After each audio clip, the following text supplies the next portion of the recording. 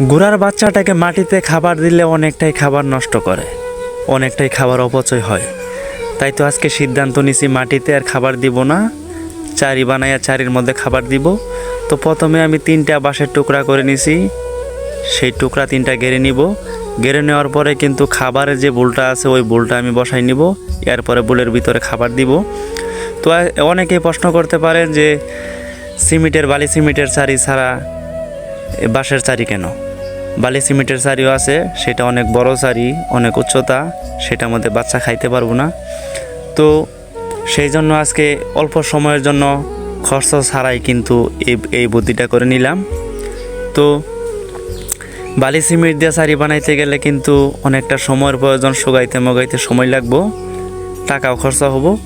তো খরচ ছাড়াই কিন্তু আজকে এই 3টা বাঁশের খোঁটা দিয়ে কিন্তু আমি চারি বানিয়ে নিলাম। তো এখানে খাবার খাইলে কিন্তু যা খাবার খাবে খাইলো, আর যা তা থাকবে পরবর্তীতে আবার খেতে পারবে, যার ফলে খাবারটা নষ্ট হবে না। তো সেই জন্যই কিন্তু আজকে এই বুদ্ধিটা করে নিলাম। তো আপনাদের কাছে চারিটা কেমন লাগলো সেটা অবশ্যই কমেন্টে বলবেন। সবাই ভালো থাকবেন, সুস্থ থাকবেন, খোদা হাফেজ।